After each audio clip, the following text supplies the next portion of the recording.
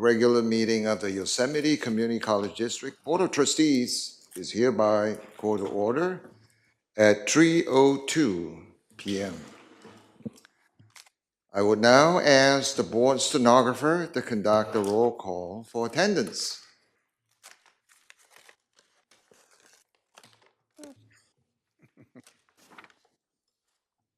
Trustee Aguilar, Here. Trustee Davis, Present. Trustee Garrett, Present. Trustee Hinton, Present. Vice Here. President Richards, Here. and Board President Beggs. You better be. Here. And just for the record, Trustee Jenny Nicolau will be a little late to this meeting, around 3:15.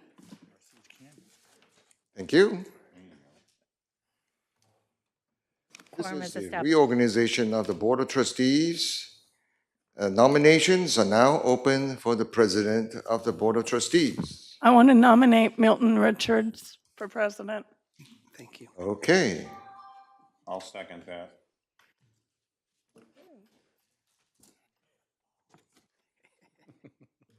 Hearing no other I close nominations. nominations are closed. Okay. I will now call for a vote. Since we have a motion, we have a second, and so I will ask the board stenographer to conduct the roll call vote. Trustee Davis, Yes. Trustee Garrett, Yes. Trustee Hinton, Yes. Trustee Richards, Happy to do, yes. Trustee Beggs. Yes. And Trustee Aguilar. Yes. With Trustee Nicolau not present, the motion carries 6-2-1. Thank you. 6-1. Actually, 6-0, Congratulations. 1 not present. We do have a new board president, and with that, I'm going to yield this meeting over to the new president, as well as to pass him the gavel. Woohoo. thank you very much. I have a lot to say about Leslie, but we'll do that at 5:30. Continuing with the reorganization, I open the floor for nominations for vice president. I'd like to nominate Antonio Aguilar for vice president. I second it. Hearing no other nominations, I'll close nominations and ask for a vote. We can just do it by majority. We don't need to do roll call. So all in favor? Aye. Aye. Any opposed? Congratulations, Vice President. Opposed? Condolences. He was on record as a yes. I heard it. Continuing on, I would like to make a motion to appoint Chancellor Henry Young as Secretary to the Board of Trustees. If I could just get a motion second and roll. No, I don't need that. These are just appointments, so. Oh, these are just appointments? Okay. So I've screwed up already and I just started. Very good. You're allowed. Okay, I'd like to appoint Graciela Molina as stenographer. Next, I do believe I need a motion and. Moved. Thank you. That's even better than when I was doing it. This is to approve the meeting schedule. So we have a motion. Do we have a second? Second. And a second. All those in favor? Aye. Aye. Those opposed? Great. The next is the reorganization of the Board of Trustees, appoint a member to serve as Association of Stanislaus County School Boards. I don't think there's anyone more qualified than Trustee Davis, so we're asking that you continue that. Thank you. Moving right along, appointing a voting representative to attend the Stanislaus County Annual Meeting. We will also ask Trustee Davis to continue in that role. The next is to have a member to serve on the Valley Insurance Program Joint Powers Agency, where I'm recommending Nancy Hinton do that. Then reorganization, appoint 3 members to serve on the Board Finance Committee. I'm nominating Trustee Aguilar, Trustee Davis, and asking Chairman Garrett to continue to serve as chair. Then moving right along to the Policy Standing Committee, like to continue Nancy Hinton as chair, Trustee Leslie Beggs and Jenny Nicolau to serve. Moving right along, I'm going to ask that Leslie Beggs continue to serve as the appointment as our member on the MGC Foundation. Like to ask Trustee Davis to continue serving as the representative of the Columbia Foundation. And I guess at this time, I'm to ask if there's any, if anyone wants to declare any conflicts of interest for the upcoming meeting. I would, for item 7.10, that's for the missed meeting. I'm asking Thank you. for that resolution. I also will be recusing myself for the item that discusses a missed meeting situation. 7.9. 7.9, thank you. Do we have any public comments? None from the two? Okay, with that, we'll adjourn to closed session. Thank you. Do we have a comment? No, go away. Well, I guess I'll do it twice. Don't. No, I'll do it twice. No, I just want to say what a pleasure it's been to serve with Leslie. She's made me go to more meetings than I would ever go to in a lifetime. But every time I went, I thanked her for making me go. She's been a wonderful president, and I hope I can do as well as she did. And we'll have more to say at the 5:30 meeting. So with that, we're adjourned to closed session. Hectic closed session. So I'm going to call the meeting to order. Antonio, could you lead us in the pledge, please?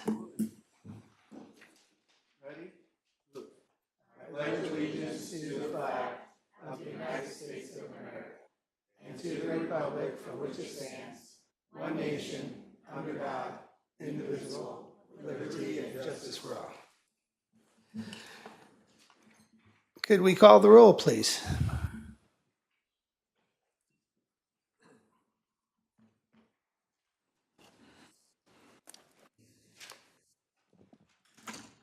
Trustee Aguilar, or I apologize, Vice President Aguilar. Here. Trustee Davis. Present? Trustee Garrett. Here. Trustee Nicolau. Here. Trustee Hinton. She is here. President Richards. That was hard to say, I wasn't know, I was like, where are it? Here. we at? And Trustee Beggs. Here. Thank you. Quorum is established. I'm going to skip over 3.4 because I'm waiting for the exact language. So I'm going to move on to 3.5, Statement of Conflicts of Interest. Any? Seeing none? Well, I mentioned earlier. Oh, yeah. Actually, there's two. Yeah. Trustee Davis has one, and I have one. Yeah, there was item 7.10 for Trustee Davis and item 7.9 for Trustee Richards. Board President Richards. That's gonna. Okay, I'm going to move on to 3.7. Can I get an approval for the minutes of the October 18th meeting? So moved. Have a second? All in favor, say aye. Aye. Okay, moving on. Can I get approval of the November 8th meeting minutes? So moved. Have a second? Second. Have a second? Second. All in favor? Aye. Aye. One abstention, I was not present. Thank you. Okay, 3.9, approval of the minutes of the November 30th meeting. Boy, we had a lot of meetings. Do I have a motion to approve? Do I have a second? Second. All in favor? Aye. One abstention. For Don Davis. And at this time, I'd like to open the floor for public comments. I will say that one thing that we're going to try to do is we're going to try to give the public even a greater opportunity to comment as we looked at other items. But let's see if there are any public comment right now. Anybody? No? Okay, that's good. Okay, let's move to board committee reports. Chairman Garrett, could you talk about the Finance Committee, please? Thank you, Mr. President. The Finance Committee did meet. The committee is made up of myself, Trustee Dr. Richards, and Trustee Aguilar. The usual suspects were on the agenda, and that is the monthly financial update. I'm happy to report that once again, our both colleges and the district are working well in keeping our finances in order. and I'm very proud of that. They do a great job. But the one thing I want to highlight is our FTES update. I mean, when you compare us to our peers out there in the California Community College universe, we are just doing a tremendous job at both Columbia College and Modesto Junior College on continuing to reach out, find opportunities, and continue to see an upward trend in our enrollment. And that's not an easy thing to do. There's a lot of work that goes on behind the scenes, a lot of leadership, a lot of staff time, a lot of interaction with students, and there's just a lot of components in that make it challenging. But the good news is it shows that everyone is doing a great job in their focus and commitment to increasing our full-time equivalent students. And that helps us because as we reset and we go to a 3-year rolling average for our student-centered funding formula, that's going to help us immensely. So big kudos to our leadership teams at both of the colleges, to our college presidents and student services and all those people, the VPIs, all those people that have played a part. And that's really, I would say, is the highlight of the meeting. We had some other stuff, but I think that we'll just end it at that. Good news. Is there anyone from the public that wants to question anything about the Finance Committee? Okay, thank you. I'm going to use chair prerogative and go back to 3.4 because I now have the language. We had two issues that we dealt in closed session. The first one, by a 6-1 vote with member Don Davis voting no, the board chose not to renew existing employment contracts for the following executive administrative positions which set to expire in 2024. Columbia College President, Columbia College Vice President of Student Services, Columbia College Vice President of Instruction, Modesto Junior College Vice President of College Administrative Services, Modesto Junior College Vice President of Student Services. Just to be clear, no one is being fired. No one's being asked to leave. This is an administrative thing. The district is working with labor negotiations to prepare new employment contracts to be effective July 1st, 2024, unless as noted below, and which will return the board to a future time for approval. The action does not impact the current employment status of any administrator that affected the positions. Once again, just so we're clear, no one is being terminated. Now, for the reason most of you are all here, by a vote of 4-3, with trustees Richards, Beggs, and Nicola voting no, the board approved authorizing Chancellor Young to enter an agreement in negotiations with Brian Sanders to serve as president of Modesto Junior College. Congratulations, Dr. Sanders. You've earned this.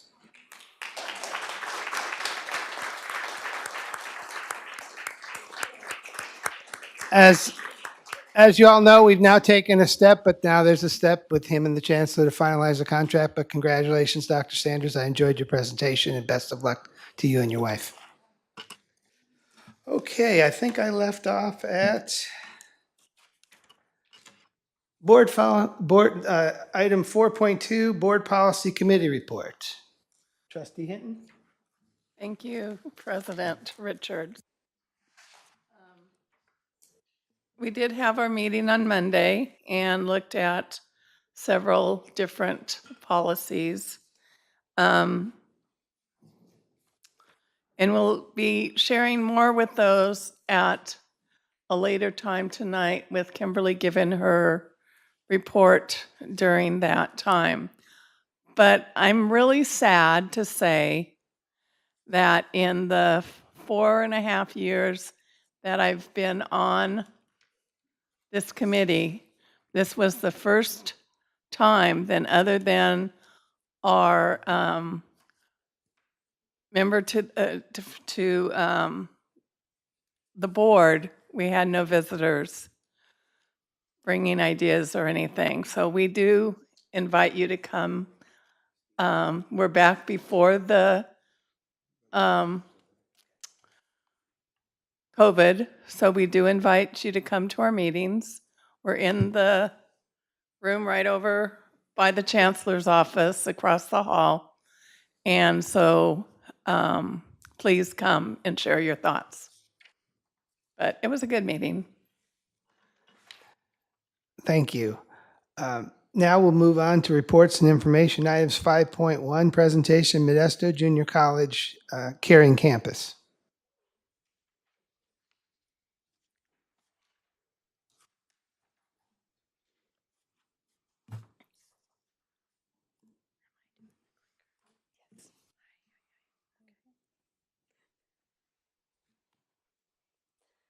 Hello, thank you. My name is Julie Ayala, and I am the Events Facility Specialist and also the co-chair of MJC Caring Campus Committee.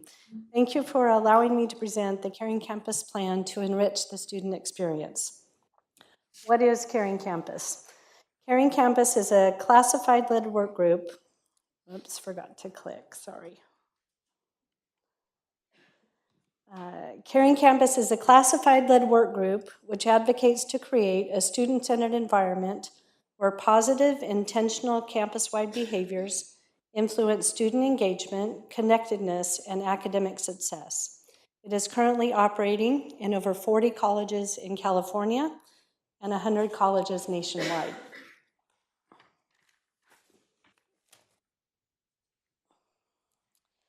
We currently have 5 founding commitments for employee behaviors and actions, which include the 10-foot rule. This is a commitment to greet and acknowledge nearby students on campus and offer assistance whenever possible. Employee identification is simply making it known we work here and can help. Visual clues like name badges and shirts help students spot employees quickly and easily. Cross-department awareness is knowing the departments, schools, and resources available to students, allowing us to provide effective and efficient support. This would also include collaborating with other departments and events such as onboarding, Westfest, Care Holiday Event, Caring Campus newsletter, and surveys for staff and students. I apologize for the back and forth. Take your time. This is important stuff. Warm Referrals is taking cross-department awareness to the next level. We are committed to personally guide students across campus, provide detailed instructions to find the help they need, or simply call ahead to arrange help for them.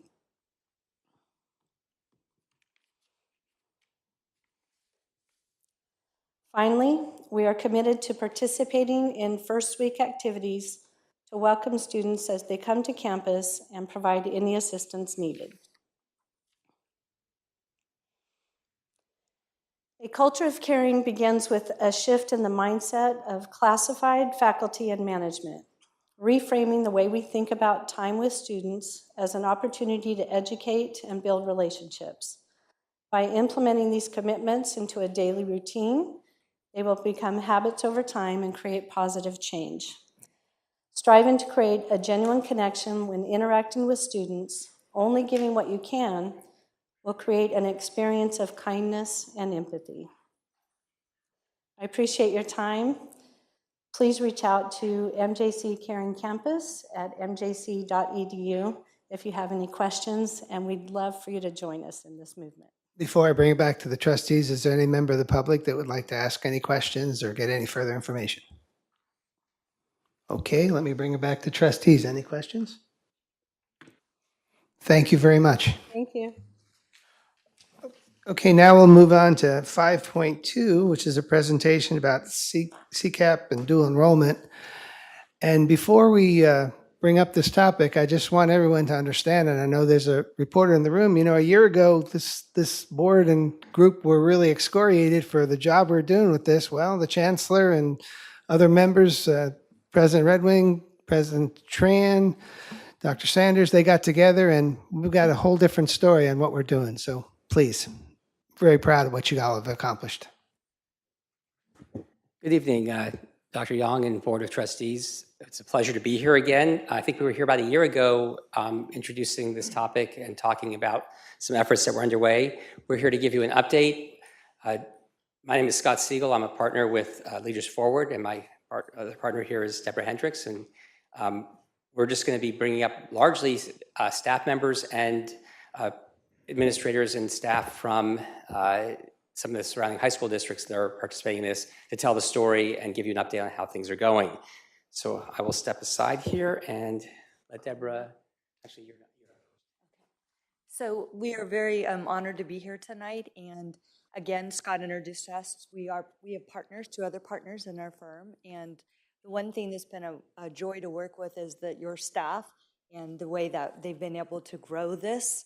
And so we continue to meet with staff. However, it's not as frequent as it was before.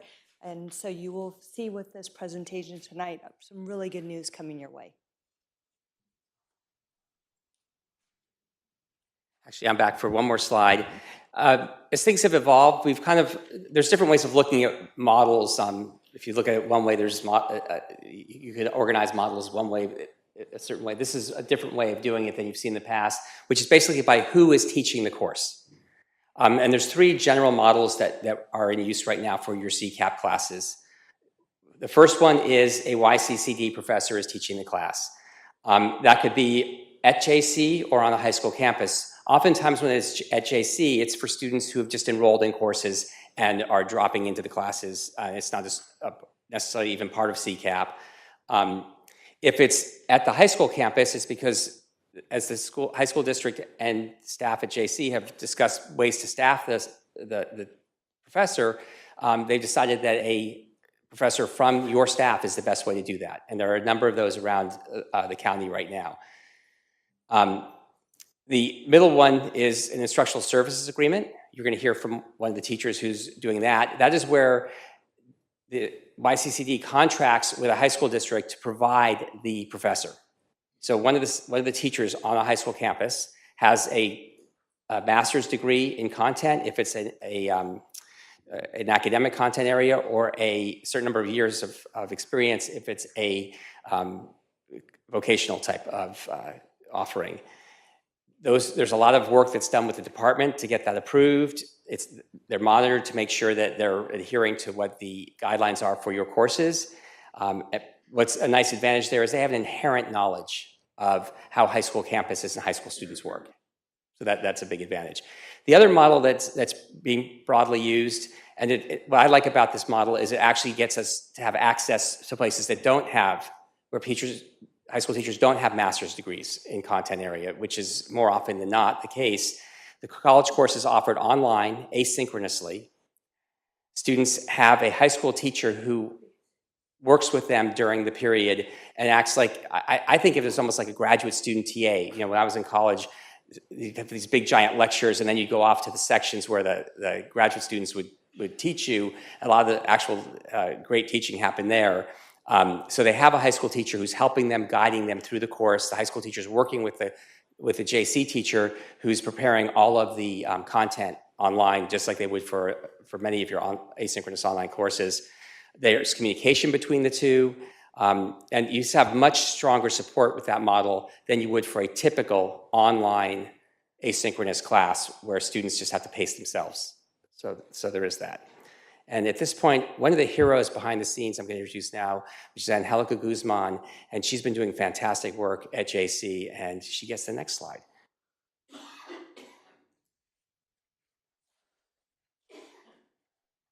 Good evening, Chancellor Yang, members of the board. As Scott Siegel mentioned, my name is Angelica Guzman. I'm the Dean of Enrollment Services here at MJC. I have the pleasure of supporting our dual enrollment program alongside with several amazing people at the college, and I serve as a primary liaison to our high school partners. So if you can recall, back in February, we were here and we were just starting our CCAP program, and we began executing agreements with 7 school districts that represented about 10 high schools or so. And so over the last year, we've been working really closely with our high school partners to determine what those needs are. Most recently, we have expanded our CCAP agreements to include Hart Ransom, Gustine, Denair, and also we'll start offering some courses with Oakdale Unified. But at this point, we are with the CCAP agreements to this point represent about 11 to 12 school districts and close to 20 high schools in Stanislaus County and the surrounding region. And so at this point, MJC is reaching that saturation point where we're really working with every school district and high school in the area in some capacity or some way, shape, or form. So far for the 24-25 school year, we're in preparations for that now. And so we are planning to move forward with courses with all of those districts that we just mentioned. And we are currently projected to offer around 200 some odd sections to our high school partners and anticipated to serve close to 2,000 students, most likely more, and we'll talk about enrollment trends here in a few minutes. I also want to add that behind this colorful map, or all of the cities that we're in and serving, is a lot of enrollment support that we're providing to the high schools. We meet with our partners on an ongoing basis. We provide workshops on campus for them to share updates, for us to receive feedback on how the process is going. And really behind what you see is a lot of support and enrollment workshops for our students. And so we know that when enrolling in college can take some effort from the student, it's a culture shift, and so we provide a lot of services there as well. And so as we transition, I'm going to actually invite Dr. Jessica Brennan to come on up. Hello, everyone. Thank you for allowing me the moment to speak tonight. So I am a professor here at MJC, Professor of Child Development, and also the Academic Senate appointed MJC CCAP faculty coordinator. So as the program has continued to grow, faculty really wanted a voice, but faculty had a voice, but really wanted to speak about what is our purview, for instance, curriculum. And so a position was created and appointed by our Academic Senate president, and that is me, and that began in this fall. Part of my role has been working with the faculty in the different departments to develop CCAP course lists. Many of those had been created before my appointment, so I just got to come in for some of the fun ones and have those conversations. Moving forward, the plan from here is we have called a Senate work group, and the Senate work group will work to create lists of CCAP processes and procedures around things that impact faculty specifically. And after that document is created, it will go through our governance process for approval.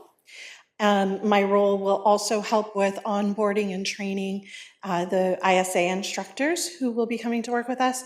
And then finally, at the end, a reflection and revision of these process and procedures to see how they've been going for us and what needs to be worked with. So we've taken this first semester to kind of look at how things are working. I keep saying we don't know what we don't know.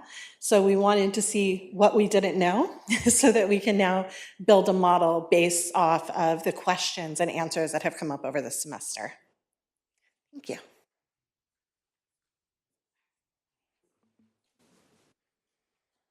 Okay, I'm back. So let's talk a little bit about enrollment. What you are seeing here is a representation of our dual enrollment trends over the last couple of years. In 2018, enrollment was around 1,400 students, and so what you're seeing here, the blue line is representing a unique number of students, not necessarily actual enrollments. And so we've had a steady upward growth over the last couple of years. You'll notice a hit in 2020 related to the pandemic, but we've been able to recover since then and continue to offer courses to our high schools. And so at this point, when we wrapped up the 22-23 year, enrollment was at 2,281. We are still gearing up for the spring 24 semester. We are still supporting students through the registration process. We are wrapping up some of that now, but I can share that currently to date for our 23-24 enrollment, we're currently at 2,216 students. So I definitely think that we're on track to meet and exceed that number and have plans to definitely grow that for the 24-25 school year. Shifting a little bit to that orange line, whoops, if I could, it's okay. The orange line represents the number of students who were in the dual enrollment program with MJC upon graduating high school, continued their education with MJC, and enrolled in a first-time student as a first-time student. So we're also seeing growth there as well. And so I would anticipate that we would see that number to continue to grow and trend upwards along with the enrollment in that program as well. And then we can go to the next one. Thank you. And so what we have here is student success. And so what you're seeing before you are MJC success rates for the 22-23 year. We'll have new information to share for 23-24 when that academic year wraps up. But if we're looking at the success, that's going to be the course success rate. So that's currently at 76.5%. So let's say, for example, we have 100 dual enrollment students, 76 of those are passing the course with an A, B, or C. If we're looking at the retention rate of 88.8%, that's going to represent a student who began a course and remained in the course until the end. So that means that they were in the course beyond census, they did not drop, they stayed in the course until the very end and earned a letter grade and did not earn a W. I want to mention that our success and retention rates for dual enrollment students are overall better than our MJC student population. One thing to definitely keep in mind is that a student who participates in dual enrollment is able to graduate from high school or earn post-secondary attainment by participating in dual enrollment. And so the successes that we're seeing here are definitely positive and have the potential to change the path that the student could potentially be on. Definitely, I think one contributing factor to this success is our faculty. They're critical because they are the student's first experience with college, learning that content and helping the student navigate that college experience as well. And so there's a lot of interaction there that the faculty member has with the student. So they're definitely critical in helping the student build that sense of belonging and that they belong in college, which I think those numbers are showing that as well. So I'm excited to see what the future has to hold. Thank you.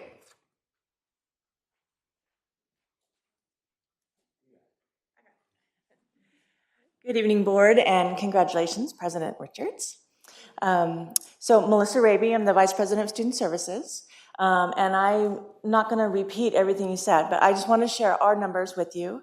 We have been actually earlier adopters of the CCAP program. We have CCAP agreements with every single one of our local high schools, feeder schools, and you can see the dramatic increase.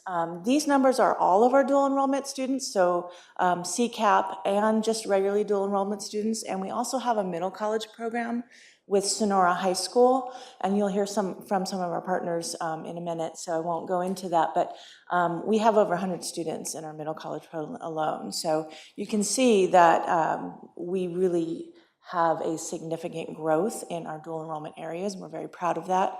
We do give them a lot of great services, and in the next slide, you'll see that our success and retention for our dual enrollment students are well above our general college population. So 87.8% success rate and 93.8% retention rate. And this is for all dual enrollment students again, but I pulled up just the CCAP students, and those numbers are even higher than they are here. So the program is working. And our Promise program is our recent high school graduates that come to us. Those numbers are steadily increasing as well. So we really believe that our numbers, our programs that we're offering for our high school students are working. They're helping students get to college and be successful. And my understanding is your enrollment's through the roof, and you've exceeded pre-COVID numbers. Pre-COVID numbers. A tribute to you and President Tran. Congratulations. As a marketing person, I couldn't let that go. Saying about it. Thank you. Congratulations. So it's my pleasure to introduce Dr. Paul Rudeshauser, who is the Director of Secondary Education for Ceres Unified School District. Hello, Board. Thank you for letting us come here today and talk about dual enrollment, what we're doing for dual enrollment. I was here, I think it was last spring, kind of giving an update on the pilot program. So I want to give you a little bit of an update about what's been happening in Ceres Unified. First things first, last school year in the spring, we piloted an asynchronous U.S. History 102 course at both Ceres High School and Central Valley High School. This year, we've expanded that. So right now, we're running U.S. History 101 and 102. We're also running Health 101, Health 110, Sociology, English 101, and Film and Lit. So we're running quite a few courses this year. It's been great for our students so far. We do have two teachers here today that I want to introduce. The first is Derek Sands-Payne. He's teaching U.S. History 101 and 102 on a ISA at Ceres High School. And we have Kayla Himmis, who's teaching asynchronously Health and Sociology at Central Valley High School. So I'm going to let them share their stories with you. Before I do that, I do want to make sure the board knows we had our first ever dual enrollment family information night at Ceres Unified last night. And Angelica brought some members of her team, and it was truly a joint presentation from Ceres Unified staff and MJC. And we appreciated that, and the parents loved it and asked great questions. So, Mr. Sands-Payne.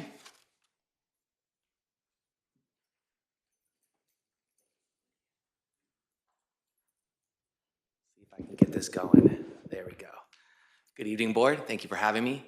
My name is Derek Sands-Payne. I teach dual enrollment 101 and 102 as an ISA.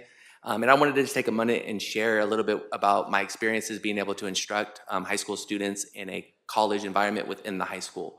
The one benefit I really wanted to highlight the most is the amount of rigor that's being promoted in these courses is not only making them better critical thinkers, writers, readers, but it's really helping articulate and move them forward in their regular CP college prep classes as well at the high school level.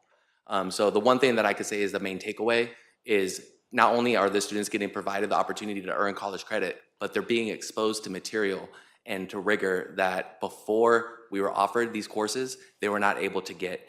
And so there's a student that will be providing some of that insight in a little bit. Thank you very much.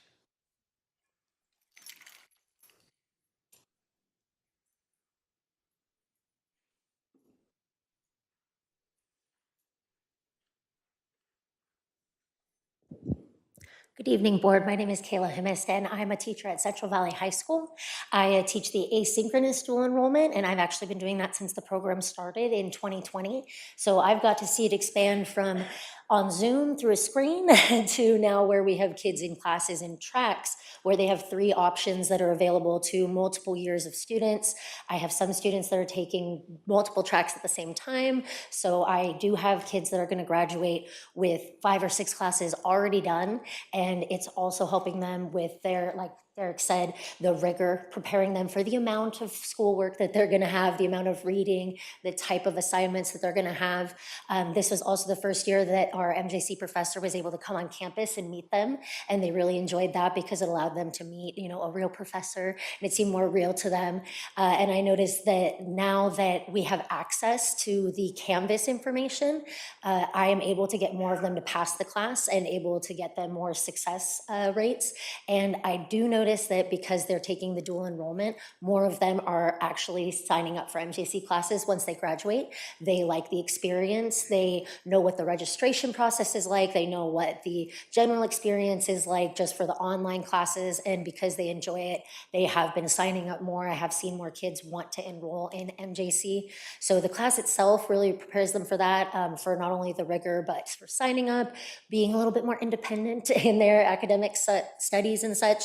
And then on my end, I do some things to help prepare them. Since it's asynchronous, we do have a little extra time sometimes, so I do things to help them figure out like what major they want to take to get to their career options, and also what school, narrow down what options they want to take for as far as like universities. And we do virtual tours, have them pick their top 3 colleges. So all of that stuff helps them get college ready and gets them more excited about going and applying, especially in those months of October to November. I'm able to support them, and it definitely helps them feel like they do have a place in college. And so that's what I'm seeing in the 4 years that the program has expanded. Thank you.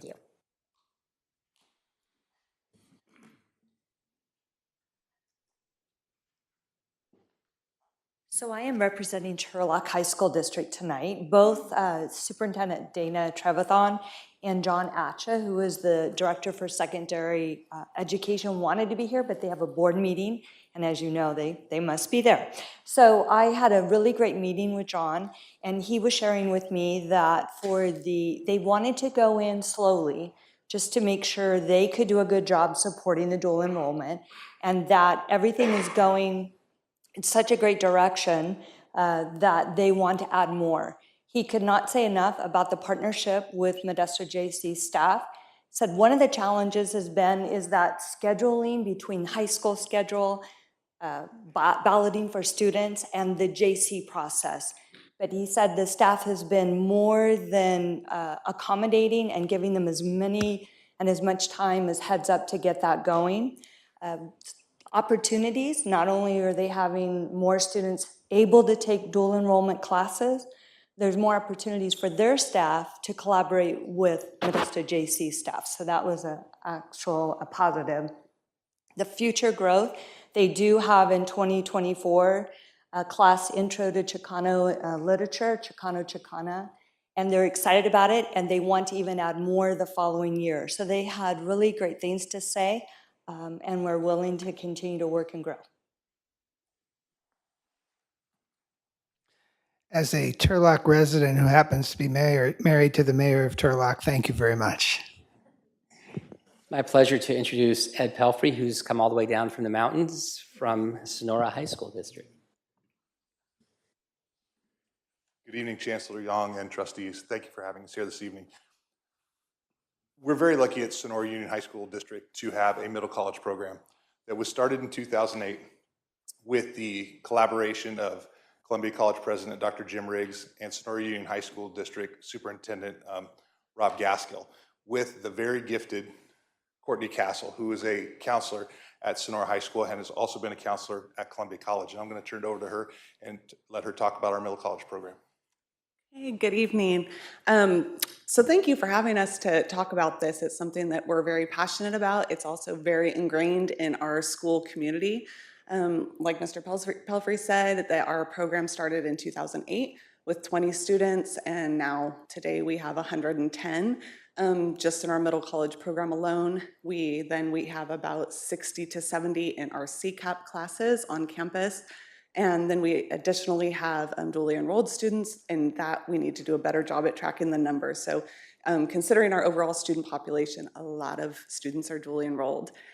For our CCAP, we have 3 different tracks, 2 in partnership with Columbia College, and also last year, we started a CNA, 2 years ago, CNA EMS cohort, and that is in collaboration with MJC. So we have a fire EMS track, the CNA EMS track, and then a welding program. So those are our CCAP offerings. I think that what has made this program successful and able to grow over the years is it's very highly structured and highly supported for our students. So there's an application process into our middle college program. Once admitted, we hold a family night, parent night, so that they understand the expectation and rigor and what their student is signing up for. Students are required to meet with me, their high school counselor, twice a semester and report their college grades. So if I see any signs of concern, then I can reach out to the appropriate Columbia College resources and plug them in for extra support there. They also, we get their transcripts at the end of the semester, so we monitor their progress the entire semester. They have a designated counselor at Columbia College for our dually enrolled students, and her and I collaborate on a very regular basis. They also meet with the Columbia College counselor and myself every semester to choose classes. They're required to do an education plan. So everything that they are taking is with intent and purpose to whatever their goal is for after high school. So our students tend to do very well. Our program, it grows. We end up turning some students away. We try to avoid that. We did write a grant that is funding what we call a CAT center. It's a dual enrollment CTE center. And so we're able to provide support with myself, a paraprofessional, and a secretary to provide extra support as well for our dually enrolled students. This year is exciting. We have our first high school student that's graduating with her associate degree in April before she graduates from high school. Happens to be my daughter. I just want to throw that in there, but it's very exciting. You're not proud at all, are you? At all, No, not at all. Yeah. So did I forget anything? No, I don't think you forgot anything. Thank you. We'd like to thank Dr. Tran and Dr. Yang with being so supportive of everything we do. And we know that the flexibility is always there. Columbia is always ready to look at the needs of our students and make sure that they can make changes to make sure success happens. And we truly appreciate that collaboration. So our last speaker is Caleb Overman. He is a student, and we appreciate him being here. So Caleb, come on up and tell the board how it's going for you.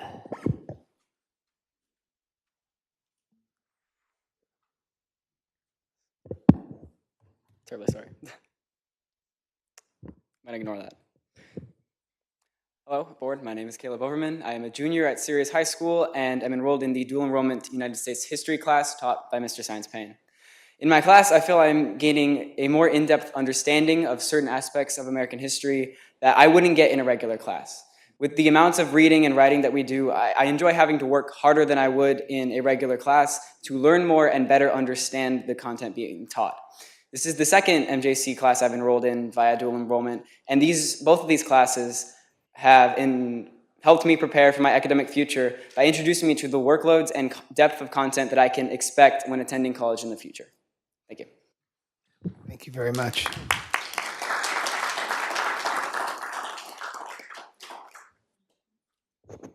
We're here to at least direct questions that you might have towards the correct person to answer them, which is probably not us. First of all, is there anyone from the public that would like to ask anything? No? Okay, trustees? I loved this. Thank you so much for not only sharing your learning, but the success stories. I love presentations that are co-shared. You guys have done such a beautiful job giving credit where credit is due, and there's a lot of credit to be given. So congrats like 2 million times, because where we were last year versus where we are today is incredible. Very, very nicely done. 2 questions, and they're not trick questions. I just don't know the answers. Are the agreements automatically renewed, and what's the length of those agreements? Since I don't know those, I'm going to defer to the experts who probably do.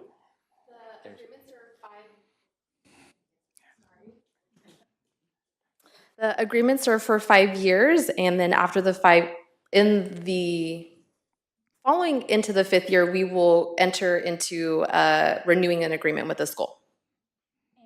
Thank you. And then like the courses within an agreement, those can be added at any time. You don't have to wait for the whole agreement to be renewed for a course to be added. Would that be correct? Correct. So the agreement does not need to be modified as new classes are selected. Anyone else? Trustee Beggs? Yeah, those are great questions. I just want to say that I was so glad to hear from everyone, but also especially from the instructors. And as a former college instructor, I was thrilled to hear about the academic rigor and that students are responding positively to the challenge and they're signing up for classes when they become freshmen. I think that's wonderful. So on all counts, it's just a win. Thank you. Trustee Garrett? Thank you, Mr. President. You know, this is great. But what I really appreciated was you, Mr. Payne, giving that student perspective and what impact it's having on the students, and then bringing the student here to give his individual perspective. But the key is, in my mind, is what you talked about.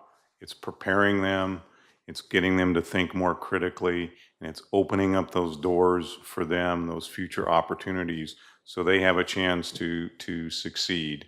And I think if you're really interested, in my mind, of equalizing the playing field for all high school students or all students that want to get into higher ed, this is the way to do it. If you're really focused on the E and you want to equalize the playing field, this is what's going to get you there. And so I really appreciate this presentation. Thank you. Anyone else? Yes, just Trustee Davis? couple of questions. Thank you for the presentation. Fabulous information. The data is very encouraging, and I concur with my colleagues here that we're very happy to have this going on in our district. I just have a couple of questions, and they're not gotcha questions. I'm just curious. On the success, so we had success and retention. So students that maybe didn't make the success side of it, what is that? Is that a fail, or is that a withdrawal, or is it a combo? I'm not sure. What is that? So for the course success, yes, the students that did not earn an A, B, or C would have earned a D or F, but they remained in the course. Okay. The second question I have, of the three approaches, the asynchronous, online, and the instructional service agreement, the third is the YCCD professor going to the campus, let's say.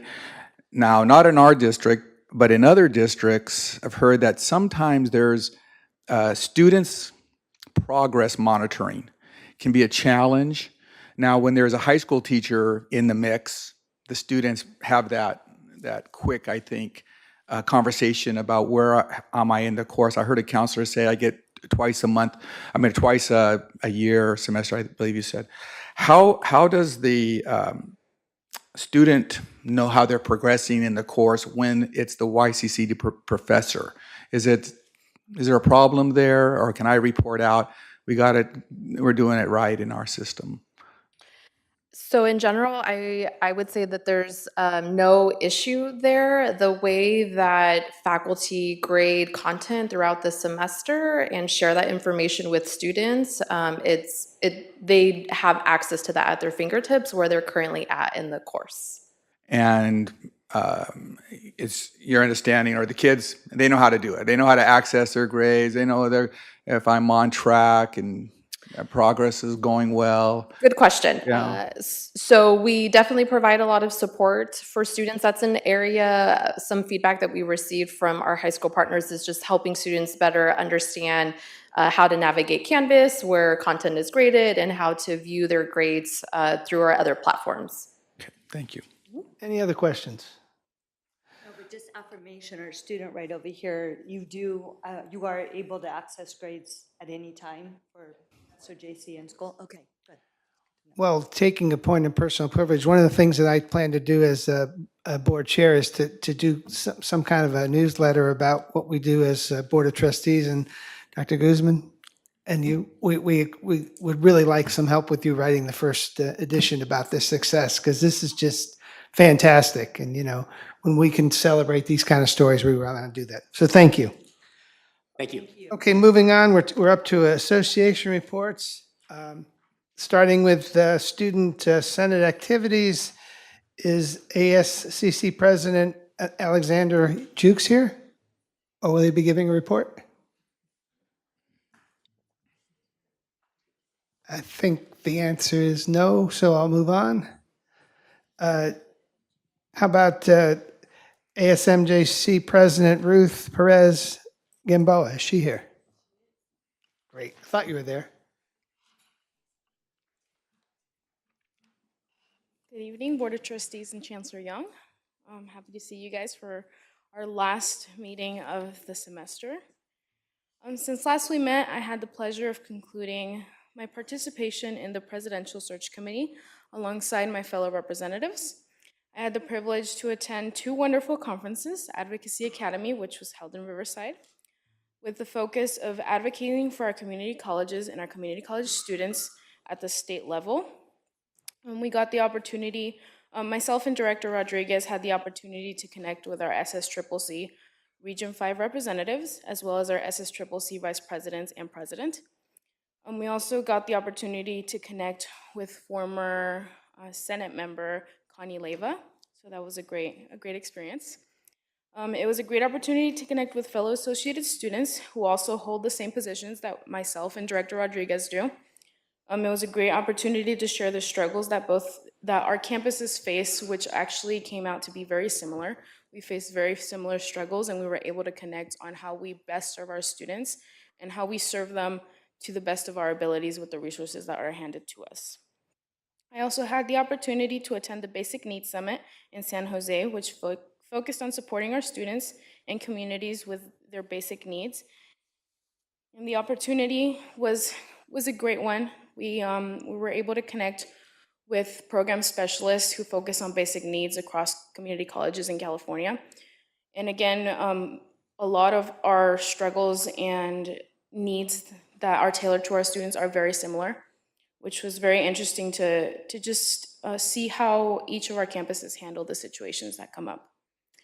A big thank you to Campus Life Program Assistant Esmeralda Cavadas and Basic Needs Program Specialist Jonathan Arias for their guidance and support through these conferences. We really appreciate them. I would like to bring to your attention a concern that has been brought to me by students and staff in regards to the Pirates Express shuttle possibly being taken away. I've been receiving many emails expressing concern in regards to this topic. And I would like to state that ASMJC stands in support of keeping the shuttle at MJC because of the impact it makes in our students' experience. Many students don't have reliable transportation and are unable to travel by any other means aside from the shuttle. The city bus would not be the best solution for this situation because of the time that it takes to wait for it. Because of our college student schedules, we can't afford to wait an hour or an hour and a half to get from East Campus to West Campus or vice versa. That's something that's just not doable with our schedules. As a college student, the structure that our schedules hold is not sustainable for this, which is why it is important to keep the shuttle at MJC.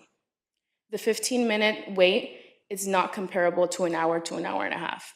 That could be a whole class period, that could be a study session, that could be a meeting for myself as a student leader. I myself have relied on the shuttle at times and would hate to see our students lose this resource that is very much needed on campus. As we come to the end of the semester, I would like to just announce that ASMJC will be collaborating with our student ambassadors from Outreach and Community Partnerships and our Basic Needs student assistants from our Basic Needs program to go on a retreat that is based on nurturing our relationship and coming together for our new Welcome Center that will be in the East Campus Student Center. I would also, as I come to a conclusion, like to congratulate our new MJC president, Dr. Brian Sanders. Congratulations, you're back there. And then Merry Christmas and Happy New Year to you all. And I hope that we have a great relationship as we come into the spring semester. Okay, before you go, I've had a lot of phone calls from people about this whole transportation issue, and I think people are way out ahead. We've just begun the consultation process. Decisions haven't been made, and comments like yours are very important. I'll tell you, as a board chair, I've twice been involved with these kind of discussions on other campuses, and I can assure you that no decision will be made until everybody has their say. So thank you for bringing that up. Thank you for that. I have a different comment for you. You do a great job giving presentations up here. So I just want to make sure you walk away feeling proud because I love listening to you. I love what you have to say, and I want you to know you are rocking it. Appreciate that. Thank you. Okay, next, California School Employee Association, CSEA President Patrick Krebs.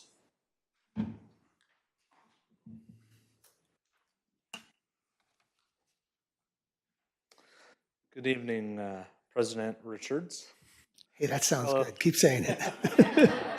Fellow trustees and Chancellor Young. CSEA Chapter 420 held our elections for Executive Board last month. I'm proud to announce the 2024 Executive Board.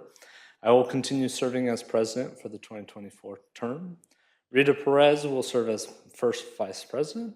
Tracy Gilman will serve as second Vice President. Aaron Colby as Treasurer. Quincy Villery as Secretary. And Sabino Salas as Chief Union Steward. And finally, Christian Cavallo as Communications Officer. On behalf of CSEA 420, I would like to congratulate the elected officers for the 2024 term. The chapter would also like to show sincere gratitude to the 2023 Executive Board for their service. I'd like to thank Jim Thomas, who served as our Chief Union Steward, Liza Vasquez as our communications officer, Miriam Medina as our secretary, Lisa Shutt as our treasurer. I had a really great team that I worked with during this year. CSEA leadership would also like to thank interim MJC president Dr. Chad Redwing for his service this last year. We have appreciated your leadership, communication, and relationship building during your time in your role. Classified professionals hope that the next MJC president is as committed to rebuilding the trust and morale of the campus that you were in charge of. Dr. Brian Sanders, congratulations on your promotion. I didn't have your name earlier when I wrote it, so. This concludes my report. Does the board have any questions for me? Thank you. Thank you. I celebrate Christmas. Merry Christmas, happy holidays, and Happy New Year. Thank you very much. Next year. Faculty liaison to the board, Professor Alan McKissick. If it pleases the board, may I report after the association presidents? Sure. Thank you. Okay, now we're up to the academic Senate activity report. Do we have President Marcus Weisenhut? Did I say that right? No. Well, let me get it right. Whiz and ant. Whiz and ant. Whiz and ant. Whiz and ant. Thank you. No, it's all right. Good evening, trustees. President Richards, I had to make a little edit on that real quick. That was good. Congratulations. And Chancellor Young. Always an honor to speak on behalf of the Academic Senate of Columbia College. Thank you, Chancellor, for meeting with Eric and myself last week. Eric Andel is our vice president, and we enjoyed our conversation and look forward to many conversations to come, trying to build that relationship. It's always nice to see people traveling up the hill. Dr. Davis, thank you as well on the same day. It was awesome to have you and Eric and I speak on, it was a very comfortable meeting. I really enjoyed it, and we look forward to speaking more. And hopefully, Eric and I can set up meetings with everyone else and just kind of establish some relationships as I'm slowly going into this role. It's been a busy semester. I'd like to thank the YF team for assisting in the MOU processes with our academic senate as well. And we have some exciting processes lined up, but it's thank you, Brian Green, and your team for that. Campus events, it's nice to see a full campus again. I drive on campus, there's students around. It's really neat to see that. It's neat to see all these different activities that are happening. There was a Halloween costume contest that I was asked to be a judge. That was kind of fun, so that was interesting. Shout out to the AAC who hosted Cram Night. That's when tutors, instructors, and the students get together and kind of just go over notes and all of that good stuff as well. The Week of Welcome Committee is getting rolling again for spring semesters. And then on my end, spring semesters, dinner at the bistro on Wednesday nights are starting again on spring. So if you're up in that area, come on in and have some dinner with us and support our students. Also, teaching and learning community, I want to give a shout out to TLC. They're busy with their upcoming events as well. And just want to thank you all. Happy holidays. Have fun with your families and friends and all of that good stuff. And as I said before, it's been an honor being Columbia College president. Congratulations, Brian. Next, we'd like to bring up Modesto Junior College Academic President Giselle Flores. I'm not really great at this, but I'm going to work on it. I'm probably going to have to remind it a few times, but I'm going to do my best. Chancellor Young and Board of Trustees, before I dive into my report and in the spirit of giving, I have a gift for you. A little birdie named Alan let me know that you all had Academic Senate Blue cards on your wish list. So on behalf of faculty, we're happy to make your wishes come true. I don't have one for each of you because I heard only a few of you weren't gifted one before. So there's a few of those, they're available. If you would like another one or just want to keep them handy to pass out, please visit the Senate office. Now, in all seriousness, it has been a busy semester, and we anticipate even more work ahead of us. This past month, we have reviewed the second phase of our Guided Pathways work plan and are looking forward to seeing this work institutionalized across our campus through the College Council. We also surprised Professor Barbara Adams with the resolution in recognition of years of service and commitment to excellence. We were so excited to see her face when she realized the real reason she was in the Senate and how much she is appreciated. We like to trick people with those recognition resolutions. They're always fun. We also had our second New Faculty Friday event, and it was so wonderful to hear from our faculty about how their first semester as full-time faculty has gone. We had an opportunity to hear requests for professional development, such as using Program Mapper, eLumen, and self-service. We even talked about creating a new faculty survival guide for each school with information such as how to use the printer and which classroom has the best temperature control. I appreciate the instruction office funding the food for these events, and we plan to continue this effort the first Friday of each month until this cohort earns tenure. We took time at our last Senate meeting to hear the concerns and questions from faculty regarding the move away from our district buses to outsourcing transportation for field trips and sporting events. I appreciate Dr. Schrader's willingness to respond to these concerns and make herself available to answer additional questions. Faculty would like to have input and be part of the conversations to brainstorm solutions that wouldn't negatively impact program-specific experiences, such as those in humanities, communications, athletics, and special programs. The faculty have been waiting to hear who our new president was going to be and have reached out to the Senate office regularly in anticipation of the announcement with their worries and hopes. Dr. Sanders, congratulations. I would also like to thank Chad for your dedication to MJC. We are honored to have you promote back to faculty. Speaking of stability, I would personally like to thank Dean Jillian Daly for her 26-year commitment to this institution. The child development faculty have appreciated your advocacy and your commitment to equity. Congratulations on your retirement. You will be missed. That concludes my report. Thank you. Thank you. With that, Leadership Team Advisory Council, President William Daly. Or did you want to go now, Alan? Did you want to go now? I was hoping to go after President Green. Okay, that's fine. Thank you. Just let us know when you want to go. You got us in such suspense now. Right? Why just not wait to the absolute end? How's that? Good evening, President Richards, members of the board. Behold my last board report. I started giving monthly reports to the board in May of 2005 through September of 2013 as YFA president, and then for the last 5 years as LTAC president. So that's a lot of board reports, and I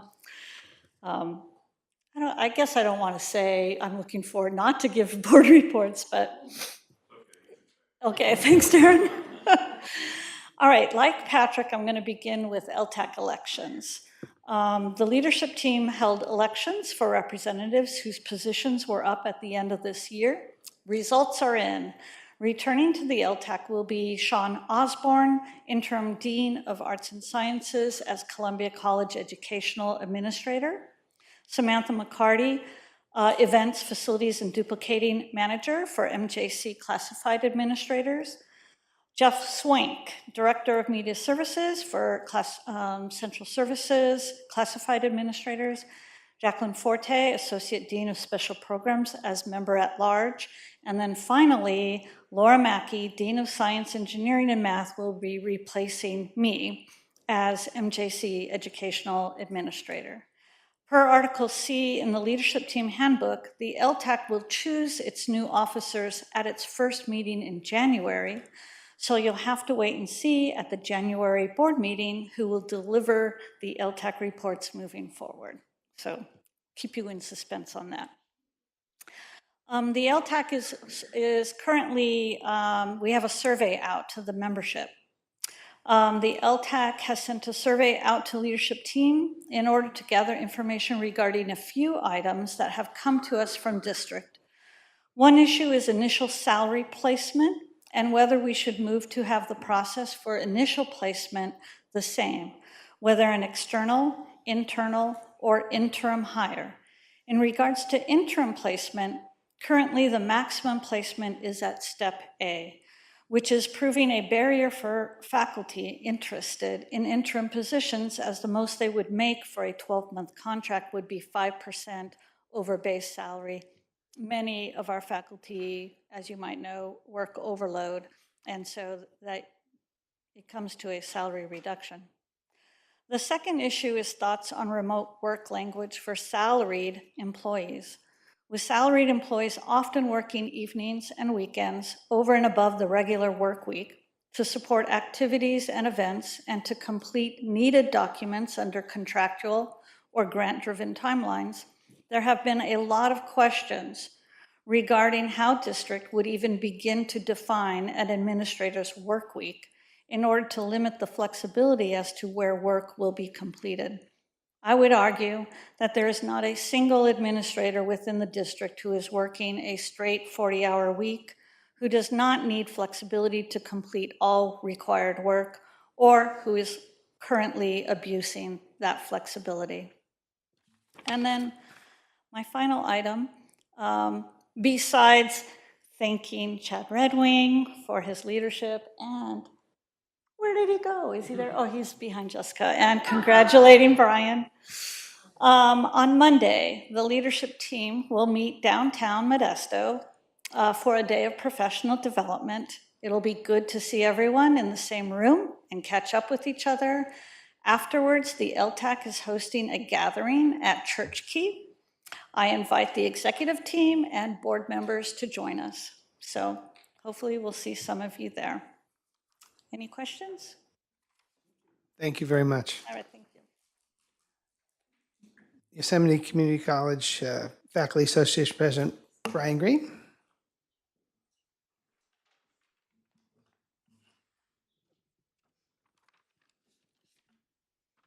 Good evening, trustees, President Richards, and Chancellor Young. I would like to start my report this evening by congratulating Dr. Sanders on his selection as the MJC president. I've had the privilege of working with him in a number of capacities going back, 15, 16 years, and I'm looking forward to working with him in this new role. I would also like to thank President Redwing for his service as MJC president this past year. In his brief tenure as president, he's brought a sense of calm and stability to the position that I've seldom seen in my years with the district. And I look forward to working with Dr. Sanders to continue the numerous positive developments that have occurred under his leadership. In addition, and as others have mentioned, I'm also looking forward to having him back in the classroom and potentially trying to twist his arm to work with YFA in the near future. As you've hopefully heard during the closed session, the YCCD and YFA negotiations teams have been making substantial progress during our recent sessions. Several articles pertaining to leaves of absence, part-time faculty salary placement and advancement, and pre-retiree workload reduction have been agreed upon or are pending final review. Two other articles covering sabbaticals and online education have also seen progress and are awaiting counter proposals. Perhaps most importantly, and at the request of the board, both teams are working on a package of proposals related to workload and compensation. I continue to be optimistic that we are moving in the right direction towards a solution that helps us achieve our shared goals in a financially prudent way. I'm also hopeful that we can bring these items across the finish line in the new year. Lastly, as we close in on a much-deserved winter break, like many, I reflect upon the year as it comes to a close. We've had a big impact, all of us. The campuses are returning to their traditional vibrancy. Classes are filled with students. Ag students are traveling around the country racking up awards. Middle college students are finishing their semester. I have a son that's a junior at Sonora High School, and he's taking middle college classes at Columbia, and it's a terrific opportunity for all of those students. It can be easy to get distracted with everything going on in a large institution such as YCCD. Nevertheless, every day I try to stay focused on the positive impact we're having on thousands of students' lives every day and how best YFA can contribute to that. I think it is especially important to remember that at this time of year and as we prepare for the spring semester. Thank you for your time. Have a lovely holiday and see you in the spring. Thank you. Thank you. Do we need a drum roll or does he just present? Professor McKissick, I think it's up to you now. First, please, thank you. I think one thing I wanted to do was be extremely deferential to all presidents in the room. Congratulations, especially to Dr. Sanders, but congratulations, Mr. President of the Board, and congratulations on retirement of a president. Our ASMJC president will be sorely missed. I understand she may not be in that role next year. I hope she's in a role of leadership and she keeps serving us. I really enjoyed working with her on a number of projects. Thank you for this opportunity to address you, of course. Since the last board meeting, I have spoken to most members of the board, and I hope to confer with the others soon, if it suits their holiday schedule. I wish to thank Board President Richards again for our conversation. And I know I'm bringing up something that's come up repeatedly tonight, but he apprised me of a discussion in the Board Finance Committee about proposals concerning the district's aging fleet of buses now used for field trips. And he stated his support of sentiments expressed in the MJC Senate that changes in our transportation system not be allowed to detract from the field trips that are an established part of instruction. I will also commend, and here I'm lost for etiquette, so I'm just going to say, Vice President of Instruction Sanders, I'm just not sure of the etiquette yet, so I hope our incoming president will forgive me for his commitment to that same goal. He expressed that in Academic Senate, and that was very reassuring to a lot of us. One of my colleagues from my school told me how field trips to major art museums in the Bay Area are integral to her teaching. She shared with me that some students who were never before exposed to such an experience are literally moved to tears. After hearing from Board Policy Chair Hinton about her disappointment at a lack of attendance at the Board Policy Committee meeting on Monday, I'm especially glad I was there. I know a conflicting meeting of the MJC College Council kept some faculty leaders away. I know those leaders and the committee members, from speaking to them about it, enjoyed the robust discussion from the previous meeting. I especially commend Trustee Nicolau for her concerns that policy changes and discussion of procedures that may result in recommendations coming out of that committee for a second reading are usually acted upon by the board 2 days later. She began a discussion about how our overall excellent policy and procedure review process could be adjusted for greater transparency and collegiality in that regard, and I'm confident that's going to happen. Lastly, I will avoid adding much to the extensive commendations and thanks I have expressed to interim MJC President Chad Redwing. I will repeat, however, what he has already heard, and that is hopes for the continuation of his leadership in the governance process in our district, his broad knowledge and deep experience, and the principles he represents are simply too valuable for us to contemplate doing without. I will add on my own personal note, he is most prominent in my own council of consigliere, and I was thinking today about an interesting statistic. In a history of extensive discussions, I have disagreed with him a total of 5 times. And I was wrong every time. I hope that going forward, leaders at every level in our district will be seeking his counsel.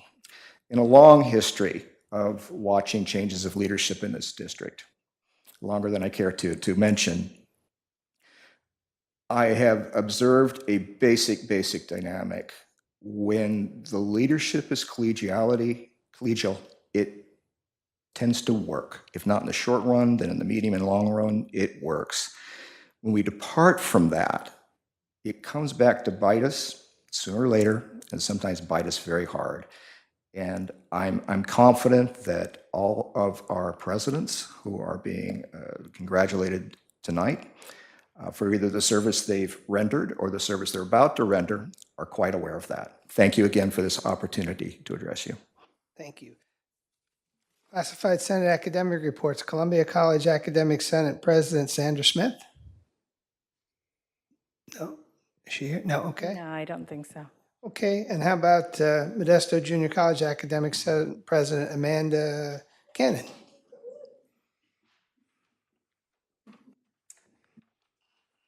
Good evening, President Richards, fellow trustees, and Chancellor Young. My name is Amanda Cannon, and I'm the Classified Senate President and a Senior Research Analyst for MJC. Classified professionals want to thank you all for the support you've shown by ratifying the MJC Classified Senate Constitution and Bylaws in November. Since we have only been an active group for a month, this message should be very short and sweet. The Classified Senate Exec Board has been very busy since our ratification. We're working on establishing a sustainable framework for the Classified Senate to represent classified professionals for years to come. Classified professionals are showing interest in getting into the rooms where the decisions are being made and bringing our diverse perspectives and experience to the table. Next semester, we'll be holding elections for all executive board positions, as well as area representatives, and putting out a call to members of Classified Senate for service on relevant MJC committees. We are excited to see how we can support the college and lend our voices to the governance process. We would like to thank Dr. Chad Ridwing for his support, and also welcome Dr. Sanders to his new role. This concludes my report. Thank you so much for your time. Thank you. I should note that Columbia College ASCC President Alexander Jukes did submit a written report, and that'll be emailed. Thank you. Okay, going to depart from the agenda for a moment. I just wanted to do something that I should have done at the beginning.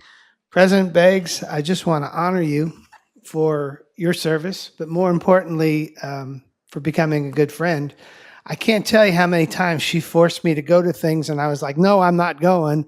And after I went, I was really glad. But not only have you done a good job for the board, you've made me a better person. So thank you so much.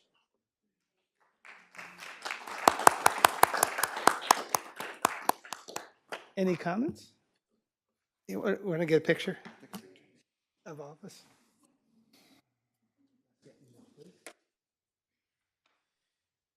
I see your husband's out there, and even though Clemson He's a beat trooper. Even though Clemson beat West Virginia in soccer, I'm kind of getting over the hate because they won the national. They kind of won the national championship. Thank you.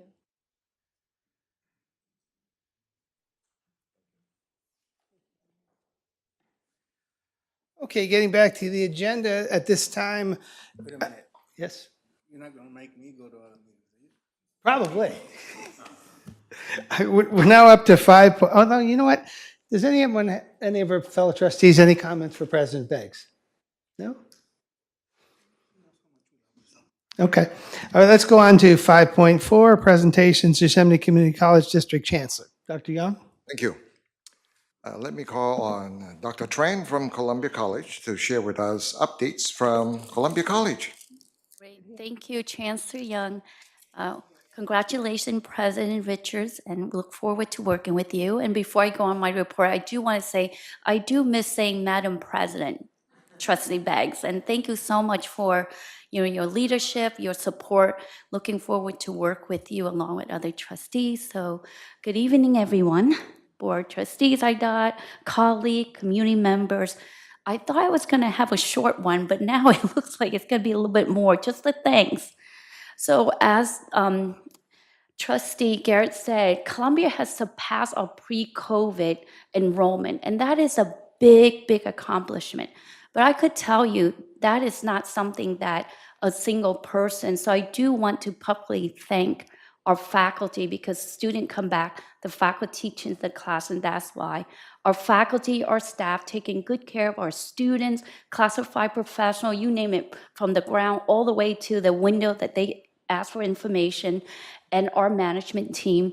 And I have here, it is such a delight to work with our constituent group leader, Brian Green right here. I see Marcus. I'm not going to even try the last name, so I know him well, but I think that as a president, when you come into the room and you have this conversation, it is truly a collaborative one. And without that collaboration, student will see it, your staff will see it, and they can't move forward. So I think enrollment is a bigger accomplishment for Columbia College, and I thank you for that. The same thing, Ed and Courtney drove all the way down from Columbia just to give a 3 minutes, and it's really a testament to the strong relationship that we built.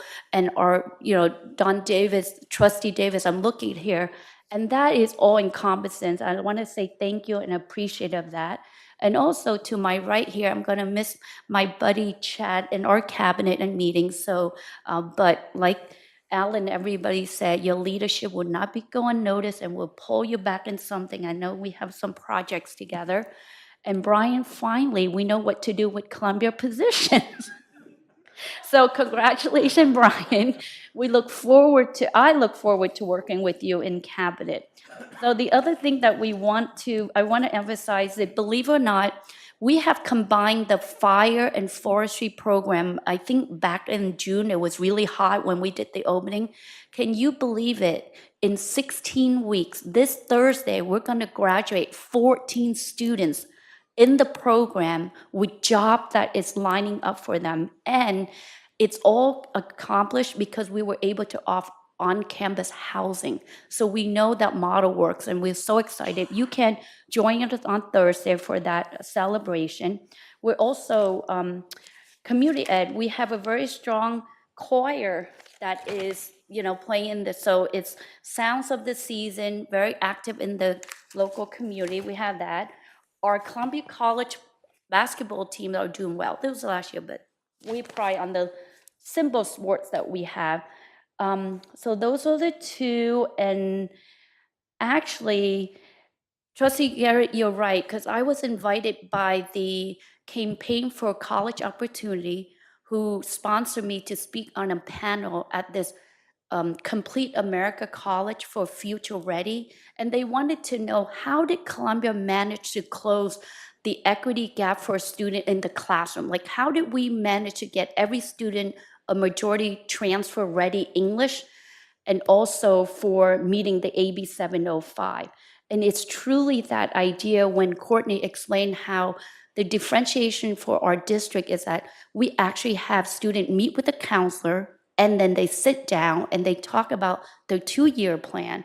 And we really follow the rule, the mandate. So I just want to echo that. I just came in and this work exists already, but to continue the great work, it really put us on the map in terms of like, wow, your district is doing something right. So on that note, I believe I gave thanks to everybody. If I didn't, apologize, but have a wonderful holiday season. Thank you. Thank you. Dr. Redwing? Thank you.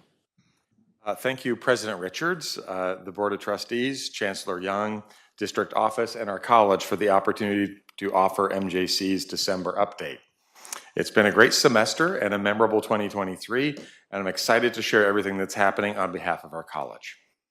MJC athletic programs have great news and continue to excel both on and off the field, with over 500 full-time student athletes and almost 200 games and matches so far this fall.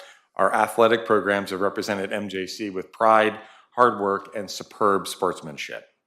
Our fall sports program has seen great success this year, with every single team making postseason play. MJC athletes received almost $3 million in athletic scholarships to transfer institutions. And this fall, we've already seen an additional $300,000 in scholarships with our first signing in the last 2 weeks. As a transfer program with over 78% retention and graduation rate at MJC, our athletes continue to work hard for our programs, our college, and the community. On November 30th, the Inspire Youth, Inspire Dreams 8th Grade Expo was held at MJC in collaboration with the Chamber of Commerce, Modesto City Schools, Stanislaus County Ed, and the Institute of Technology. All 8 high schools under Modesto City Schools offer rigorous pathways in technical education, giving students opportunities to explore their career passions, and we're proud to be a small part of that, and we're excited that you should take a look at the KCRA segment on the special. It was inspiring to visit the Alicia Shepard Production Studio dedication, celebrating a $1 million endowment given to the MJC Foundation to support student cohorts in MJC's brand new FTVE program in the Performing Arts and Media Center. We are grateful to the family for the support and proudly celebrate the legacy donation of Alicia Shepard. The new Film, Television, and Electronic Media Certificate of Achievement emphasizes an introduction to production, television, and emerging electronic media, and students use equipment and software to produce practical projects or learning to resolve real-world production challenges. MJC was elated to receive invitation from the Accrediting Commission for Community and Junior Colleges, ACCJC, to speak at the Partners in Excellence Conference, May 9th and 10th of 2024 at the Hyatt Regency. The 24 ACCJC Partners in Excellence Conference will feature a dynamic program of national and regional thought leaders in higher education, including Modesto Junior College's experience writing our ICER to the 2024 standards. We're also happy to announce that MJC applied for and was awarded 7 ZTC OER grants. There's more about that in your written report. Let's see, what else shall I highlight? Let's do just maybe one more. I want to tell you a little about a current student of ours. This is Kyle Zhang. He's a current MJC student, and he recently attended a research experience for undergraduates at my alma mater, the University of Chicago. Throughout this internship, he was able to publish 2 papers, one on autonomous driving, a good thing, and another educational research paper focused on making supercomputing education more accessible. Between November 12th and 17th, he attended this international students conference, presented twice, and became a top 5 finalist. Finally, I think I'd like to share the great news of today's Season's Greetings Challenge. We had over 20 areas and schools in our college participate in our Seasonal Greeting Challenge. They all created unique backdrops, and then everyone spent 3 hours on a scavenger hunt, creating about 1,500 photos that we'll be sharing over the holidays on our social media feed. So with that, I think there's one thing I would like to say off script, and that is congratulations to Dr. Sanders. I know you've already seen it for 30 years, but you're about to see even more with your own eyes what a transformative and wonderful place this is, and you have my full support. So with that, a happy 2024 to you all. May it be full of joy and fulfillment. Well, and let me just say on behalf of the board, we really appreciate you jumping in and you got things going. And I agree with others that you've got more work ahead of you. I am teaching Epic of Gilgamesh in the spring if you're interested. Thank you. For some time now, the IT department has been working to prepare the district to begin multi-factor authentication. This will change the way that we access our electronic devices when we are on the campuses.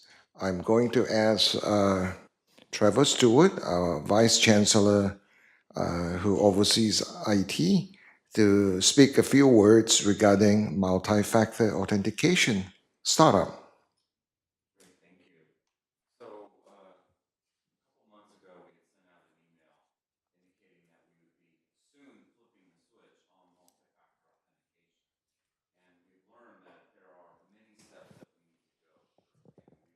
That we're behind. Thank you. That one's not working, huh? We realize that we're behind on that process. So currently we're working with individuals in the district office building and trying to get them flipped on in the next 2 weeks before we go out on break. From there, we're going to try to reach out to Columbia College to work with their staff and faculty, and then get down to the big school at MJC and try to work with individual departments as a way to get everyone comfortable with using this. Once we get faculty, staff, and administrators, even the Board of Trustees, familiar with this, then we'll flip our attention over to our students. We've had a lot of people testing it for us, even faculty leaders, and we appreciate your assistance in getting that done. So why do we need to do this? We're aware of local entities that have had computer hacking, and I'm made aware of one today that I'm not going to disclose locally that we may be hearing about. Chancellor Young and I received an email of a former vendor of ours that has not been our vendor for 10 years, but they were just hacked, which includes some of our data. So we are going to be working with human resources and evaluating how another entity being hacked will have an impact on us and our employees. And so it is very vital that we continue to find the way to implement this very important tool so that we can protect our personal data, our student data, and to make sure that we're not taken down by a cyber attack where we lose out on instruction for a period of time. Thank you. As was announced earlier tonight, the search for the next president of MJC has been completed. It has been a long journey, and I want to thank everyone who has served in any capacity from the very beginning for the interim position to this search that just concluded. My sincere thanks. I owe all of you a great big debt of gratitude, really, because you have spent a lot of time in reviewing applicants' qualifications and done a lot of reading and reading and reading, and then deliberating to try and help us find the next president of MJC. So we look forward to a new chapter for the college and certainly for the district as well. So thank you all who has served in any capacity in our long journey. Next, good news for all employees. We have switched from Navia as our flexible spending account vendor to American Fidelity. Human Resources has taken this decision to better serve our employees, and employees should be able to transition from the Navia account to the American Fidelity account very smoothly. Finally, the end of semester and end of 2023 is near. So let me take this opportunity to wish each and every one of us happy holidays. Thank you. Thank you, Chancellor. Next is 5.5, which is a travel report, which is just informational. Moving on to the consent agenda. Does anyone need to pull anything? Okay, I'll entertain a motion to accept the consent. So moved. Second?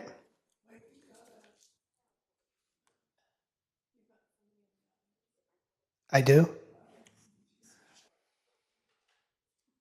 Did we miss somebody? Please come on up. Good to see you again. Sorry. Still in the box. My name's Lisa Shutt, and I just had a public comment regarding the 6.2 purchase order report. Okay. On page 1 of 12, it's the third item down. I just wanted to mention and bring to your attention that on this report, there's a $24,999 expenditure for a subscription to this Happy or Not. It's a survey little kiosk that sits around campus. And I believe this is a renewal from last year. I think I recall on a previous purchase order report, somewhere in the neighborhood of $48,000. I'm assuming that was the subscription plus the actual kiosks, I'm assuming. So that's around, if I'm using my just recollection, about $75,000 towards a way for MJC to collect data. I don't know if these are up at Columbia or if they're just at MJC. So I just wanted to bring it to your attention because it's a lot of money, And I don't know what department or what program or what area is overseeing this or chose to put them on campus. But I know that I see them currently unplugged. I think maybe because the subscription needs to be renewed and so they're not maybe, accessible or collecting data. I don't know. But I thought it would be of interest to you that perhaps you may want to ask about the data that is collected from this. I'm curious maybe how many people have submitted any comments. And if you're not familiar with it, there are little kiosks that have 5 options, from a green happy face to a red frown face. And it's just a way for anyone on campus to give their feedback to someone, their feelings on different areas. So I just wanted to bring that to your attention, and I thought you might want to ask about the data. Well, what I'm going to do is I'm going to take prerogative and I'm going to pull that from consent and we'll have further discussion about it. So can I get a motion to approve consent without 6.2? So moved. Second? All in favor? Aye. Can I just ask again who made the motion? So we're Jenny? pulling this item, Correct. We're going to discuss it next. all purchase orders, or just this line? Just item 6.2. Okay, with that, Vice Chancellor Stewart, could you give us a report and answer her questions, and then we can move forward? Sure. So the Happy or Not solution was a vendor that Dr. Albertson, former Vice Chancellor. Hold on a second. Did we vote and approve consent, or did I screw that up? So it's by consensus, you can pull an item for discussion? No, but I'm saying, did we already, I got a motion in a second to approve everything without that. Did we vote on it? I heard to pull, so let's, Okay, let's do this. Let's vote on consent without 6.2. Let's get a vote on all consent without 6.2. So moved. We have a second? All in favor? so can you repeat? Hold on. I don't know who the first and the second are, is what I'm. Jenny, Trustee Nicolau, and Trustee Hinton. Thank you. That was, And we've approved the consent item, except for item 6.2, which Vice Chancellor Stewart will now comment on, and then we'll take action. Yeah, we did. Okay. We'll be more clear. Okay, thank you. We did a voice vote, but thank you. Okay. so can I just ask a question, confirming it's a 7-0 vote? Correct. Okay. Thank you. Thank you. So I don't know the exact timeline. Let's call it a year and a half ago. There was a request from the Board of Trustees that we evaluate customer service. And we selected this vendor, Happy or Not, as a way of determining customer service success at both the MJC and Columbia College sites. This vendor did install kiosks. We call them little iPads that are attached to a larger display. And we have been collecting that data. I believe that data is currently going to either Patrick Betancourt or Andrea To Sarah. Okay, and then also Melissa Raby at Columbia. So that data has been looked at. It is being evaluated with the 5 examples of a happy face to a mad face. It's not necessarily the exact customer service responses that we're looking for. I do believe that people can type in and provide responses as well. We've actually been working on doing something locally that would mimic what this is. So we have already issued a non-reelect with this vendor, so we have them under contract for 1 final year. We will continue to utilize those results in hopes of finding another local solution that we can use that will assist both of our student services departments, primarily our student services departments at both of the colleges as it relates to customer service. Does that answer your questions?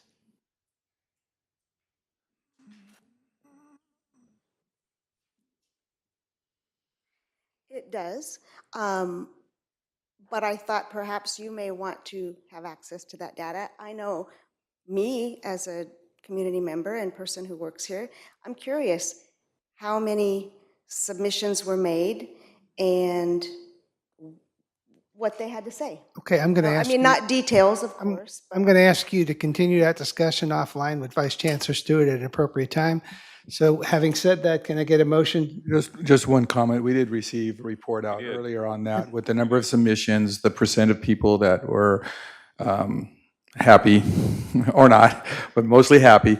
And so we have looked at that data just to answer that part of that question. I'm moved to approve item 6.2, the purchase orders. Did you get that, Graciela? All in favor, say aye. Aye. Any opposed? No. Okay. Now, wait a minute. We have a customary thing here. So we have someone in the audience that I've been really excited about this, been building up to Please. this. Please. I mean, really building up to it. And I was gonna talk to this individual last night, but I will just say this: magnolia cones are deadly. And if you step on one and you roll your foot completely under, my doctor says you're better off breaking the ankle instead of doing what I did. So you see me up here wincing a little bit, it's because I'm still recovering from that injury. But we're gonna save you to the end. So let's have, first of all, we have Johnny Bryant, 16 years of service, custodian, facilities planning, maintenance, and transportation, Central Services, MJC. I highlight our custodians because through COVID especially, they did a lot of work keeping our classrooms clean and safe, and not only for themselves, but all of the people that were going in there and using them. So we appreciate what our custodians did for us, and especially 16 years of service, and especially during a time of a pandemic. We really relied on those folks to do an excellent job. And I wish Mr. Bryant all the best in his future endeavors. Susan Cassidy, 9 years of service, librarian and Learning Center, Modesto Junior College. She's done a great job. I know her. Her husband is a Superior Court judge here in Stanislaus County. Alan and I have known each other for many, many years, and just an amazing individual. And I know she loved doing what she was doing as a librarian, and I wish her all the best in her future endeavors. Now, to the moment you've all been waiting for. Jillian Daly, 26 years of service, Dean, School of Language, Arts, and Education. School of Language, Arts, and Education, Modesto Junior College. Now, I know Dean Daly was inquiring as to what I would say, but I will say this. She highlighted some of what her career has been at her time at the district.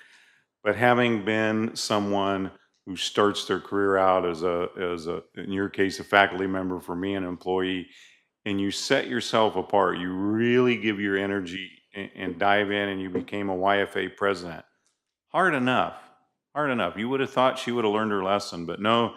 She leaves that position and then takes on an even bigger role as the Leadership Team Advisory Council president. And that really, I think, stands you out as far as your commitment to your fellow employees, your faculty members, your peers, and your commitment to the district. So I can't say enough. I wish you all the best in retirement, whatever form that takes. And I want to personally thank you for everything you've done for the district of Modesto Junior College. So thank you, Dean Daly.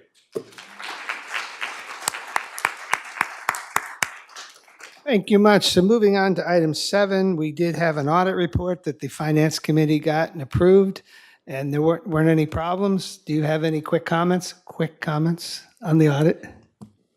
We do have a finding, which is our first finding in quite a long time. It is associated with IT and even things like multi-factor authentication. So we're tackling that, finding it to be our top priority, and we'll get that resolved in the short term. Graciela, do we just need to accept it, or do we need a motion? Well, can I just add, Please do. The Finance Committee recommended approval of the acceptance and approval of the audit report. And yes, there was a finding, but we already knew it was there. Staff was working on it, and it's, for lack of a better term, it's a clerical issue that we need to resolve. It's the federal government treats us, because we receive financial aid from them. they kind of throw us in the bucket of a bank. And so there's certain things you have to do to comply. And we knew it was there, and then all of a sudden, lo and behold, they decided to implement it right away. So it kind of caught us off guard, but still we should have been ahead of it, not behind it.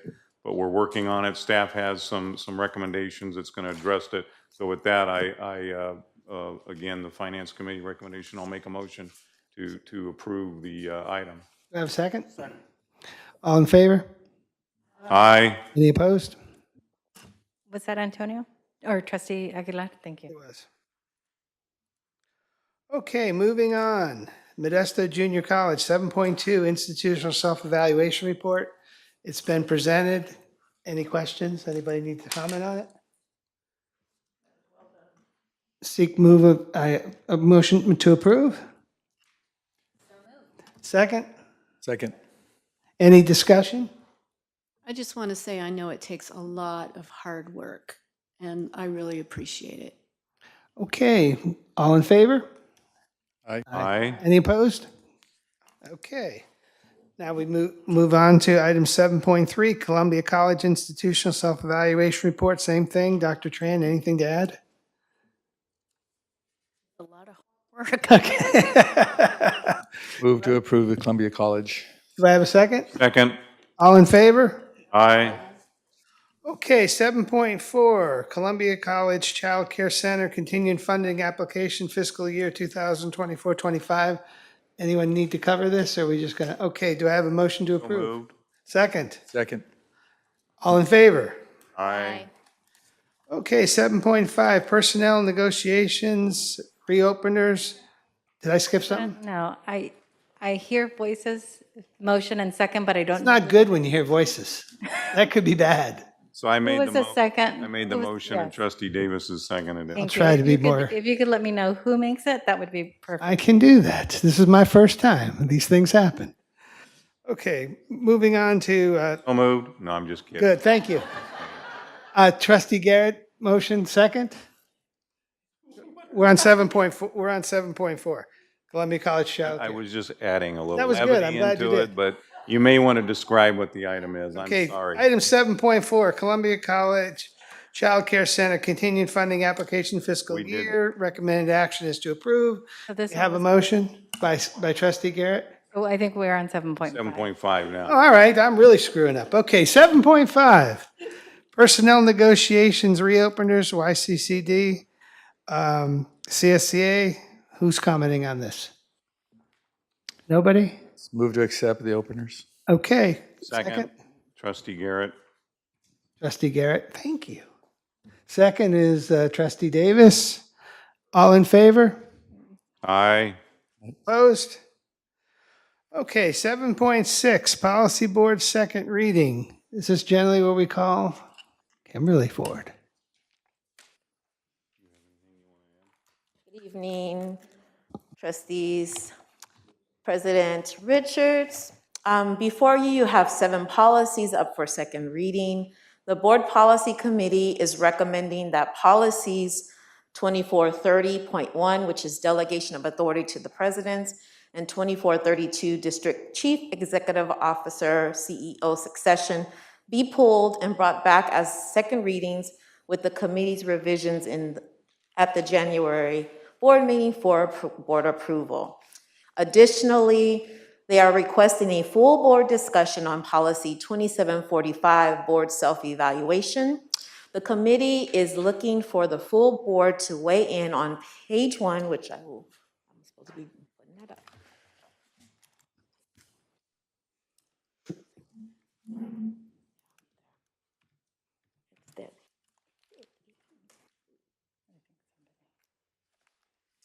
Well, we're coming up, they want to the board to weigh in on page 1, lines 18 to 21.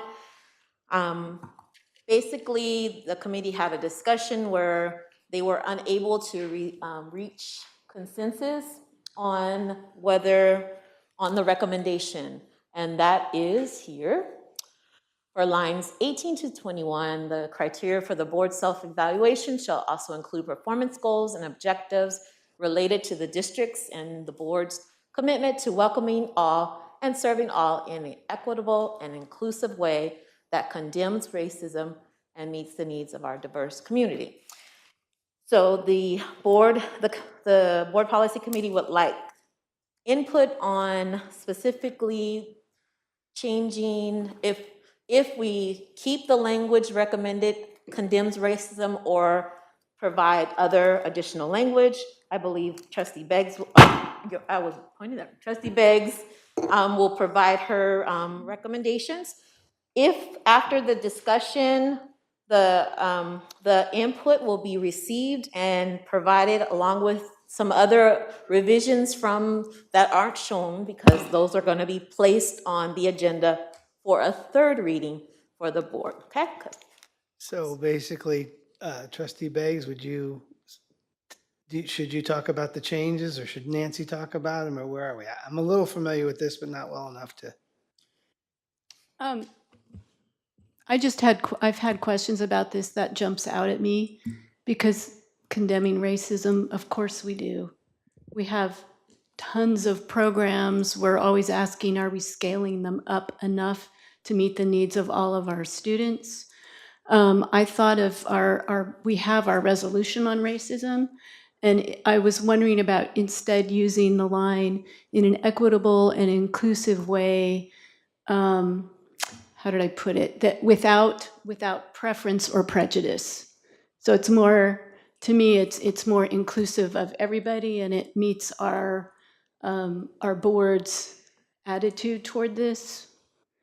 So anyway, that's why I liked without preference or prejudice. Comments on that? I'll tell you, this was a pretty lengthy discussion, and I appreciate Alan being our sole member who also provided to this discussion. And hopefully it's okay, Alan. Alan said, hey, it's best to keep it there. Like it's there already. It doesn't cause any harm by having it, but perhaps it will cause greater harm by removing it. I'm in favor of the recommendation, and I'll tell you where our conversation went. As Leslie said, of course we condemn racism, just as we would condemn abuse, verbal, physical. Like there's so many types of actions that should be condemned, and this is calling out one. A counter argument is that the term racism can represent a variety of different, I'm gonna say, abuses in this front. So there was a lengthy discussion, and where we ended up as a policy, from what I recall, is we think it's important to get the entire board's input before any recommended changes are here. I personally would support the recommended changes that Trustee Beggs has brought forward this evening. Any other comments from other trustees? I would concur with that. Appreciate the nuance in your language that you've offered, Trustee Beggs. Well, taking chair's prerogative, I would say that we would like to see Trustee Beggs' language in there. Okay. For the next, yes, please. I'm sorry, I should have asked for public input on this one. Okay, thank you. So I apologize for not being able to attend. Oh, she took a shot. There was a shot taken. You could have been there on Monday. I didn't hear that. What was that? She said you could have taken it. You could have been there on Monday, but go ahead. I actually couldn't because I was at college council. Okay, good. So Very thank good. you, but That's why no thank you. That's why we have transparency. Shots fired and dodged. So I just wanted to point out that the language that's currently in there is supported by faculty and the board's own language. And so it was taken from your anti-racism policy. I really appreciated the conversation we had at the board policy meeting that I did attend, and I thought it was a really productive conversation. And so I'm hoping that this language can remain, because I do know, I'm pretty confident that taking it back to Senate, having it removed by the board is most likely not going to go well. And so I just want you to make your decision with that understanding as well. I appreciate that, but I believe we have a majority board opinion, so let's take it back and go from there, but go ahead. Just one last comment on that. I don't know that they're mutually exclusive. I think the language can stay with that statement also added. So that could be an approach that is And I'm amenable. Yeah, I'm going to defer to the three ladies on the committee. What do y'all want to do? Leslie, did you mention somehow referencing? we didn't The talk- policy on racism, the resolution on racism is hyperlinked to this. Yes. And I believe it has the other statement I used, which is broader. As I said, we don't single out anti-Semitism. We don't single out other things. And so to me, I like the broader statement of without preference or prejudice. And then we have a record of supporting our students with a variety of programs that are, I'm sorry, Don. I just think that if there's language that exists already in our policy, and it's this language, maintaining that link, the equitable and inclusive. I think it was just keep added. But and you're adding, and then you're suggesting not replacing those words, but adding the additional words? Well, that whole line, I think, was added by the constituent groups. I don't think it was originally part of our board That's why it's board highlighted. self-evaluation policy. Right, so this is our board self-evaluation. My concern wasn't so much with that as with include performance goals and objectives. And that's where I think it gets muddy, because you have to then prepare performance goals and objectives. And I don't know, I think I'd like to see what that looks like. Are there other systems that, here's a performance goal? I mean, if you already condemning racism, okay, so we condemn it, that's our performance goal, that's our objective. Is that what that means? Or is it staff performance goals, or is it things that we're supposed to do? I'm not clear on that, that aspect of it. I know when we use our instrument has performance goals and objectives. So that means just including another attribute of board performance with this as an expectation. Are we being challenged somehow that, we need to do a better job? I don't know that it's not clear on this. For clarification, lines 18 through 21 were originally a CCLC template, which was. What's CCLC? The California Community, College. yeah, that's where we get our language. California. Okay. The language was then adjusted at the November 6th Board Policy Committee, because there was recommendations that were provided by Trustee Beggs that removed the original template language. And then through discussion with the three committee members and the constituent groups there, they came up with this as it connected the resolution. That's the reason why the condemns racism was used. What do y'all want to do? And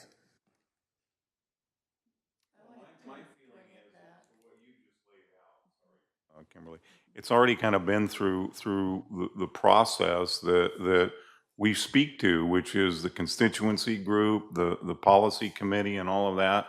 And I mean, speaking for myself, when I looked at this, I didn't know this particular item was going to take up the bulk of our energy this evening. But I think if you respect that process, you leave it in there. I don't see how it's that, I'd like to defer to the chair of the committee.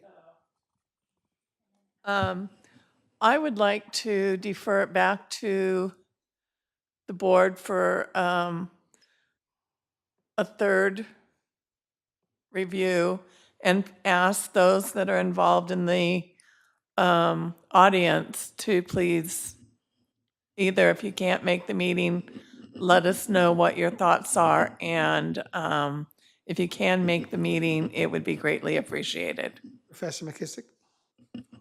Yeah, I'm very pleased to have that suggestion, and I thought Trustee Davis had a very good suggestion, and I want to thank the committee again for the very robust and collegial discussion. And that includes Monday, and that certainly includes the meeting before. I was very informed by Trustee Beggs pointing out that there's a national controversy on college campuses about Some people advocating with some language, sentiments that are definitely anti-Semitic, and how that's just it's causing national turmoil, right? And so my comment on that, among my other comments, was I already had an impression, and I'm very interested in language and connotations and denotations and so on. It kind of comes with the deal in my field.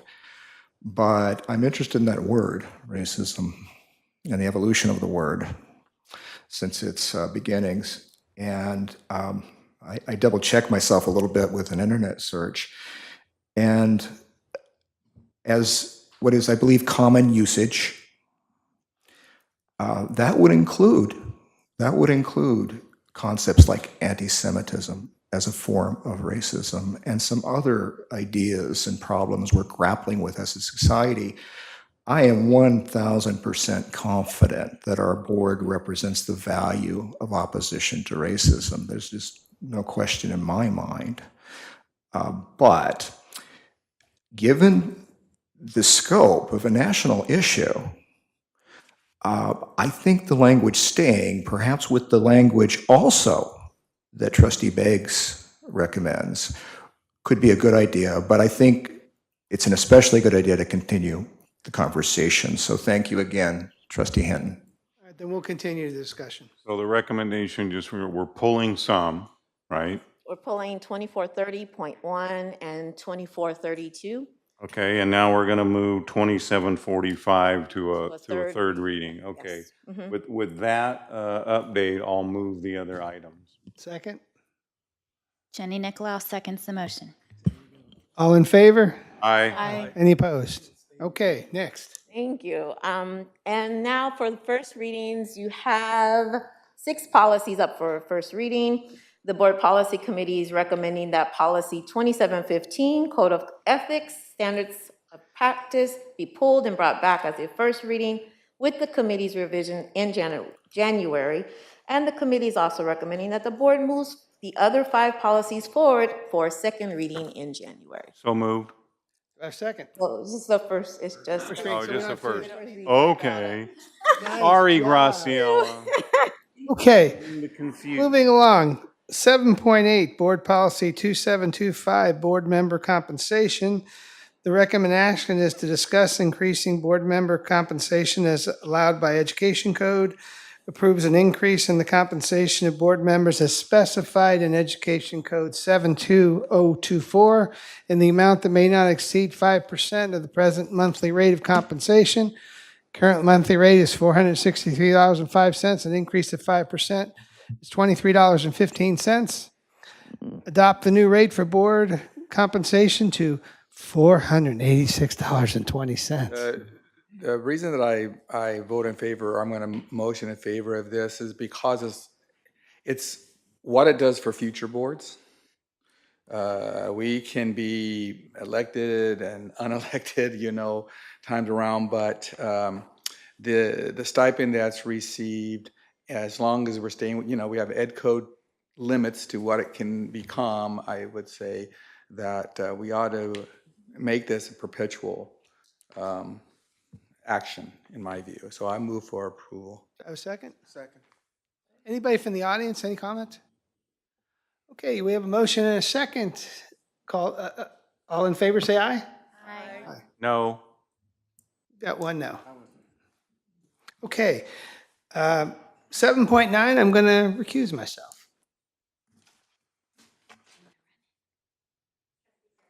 Trustee Garrett, you were a note on Correct. 7.8. Thank you. Get your first. Good into history.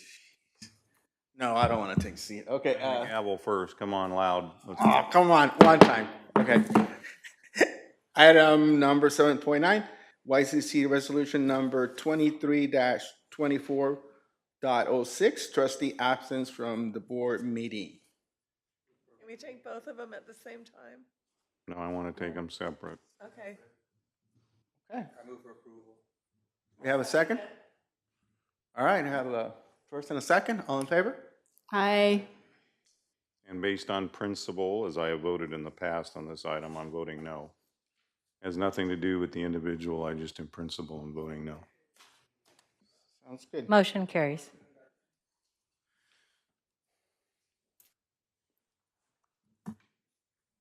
Did he do a coup or no? Ooh, that would have been a good idea. Okay, moving on to 7.10, resolution trustee absence for board meeting. The Move board- for approval. Second? Or second? It should be noted in the record that this individual had an emergency that he had no control over. It was a medical emergency. So, Okay, all in favor? Aye. aye. Opposed? Okay. Okay, I had it right, thank you. You got it. Okay, 7.11, one of the things that I was asked by my colleagues was to do an op-ed about what this board does. I have a draft of that you all are able to review. I think the recommended action is that you all authorize me to do that. So entertain a motion. So moved. Second? Second. All in favor? Aye. Aye. Any opposed? Do we get to edit? Well, sort of. Just kidding. Graciela, subject, the chancellor has the thing subject to not violating any Brown Act or whatever. If people want to give input, it's fine. But I'm comfortable with the draft as it is. Okay, let's move on. Where are we at? 8.1, request for future board agenda items. Looking to the left, okay. 8.2, comments from Board of Trustees. Jenny? I just want to thank Dr. Red Wing. I know it's been a sacrifice. I know it's been a joy. I know it's been a learning opportunity. I really just want to pause and thank you for all that you've done to establish a sense of normalcy in a time when things felt out of control. So thank you for your service. Trustee Garrett? Thank you, Dr. Red Wing. You came in at the right time and you gave 110%, and we appreciate everything you did. And Merry Christmas to you and your family. Thank you very much. Trustee Hinton?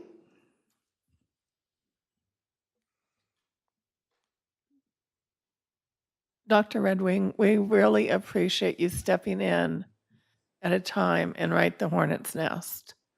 Because at the time that you stepped in, MJC was in serious trouble.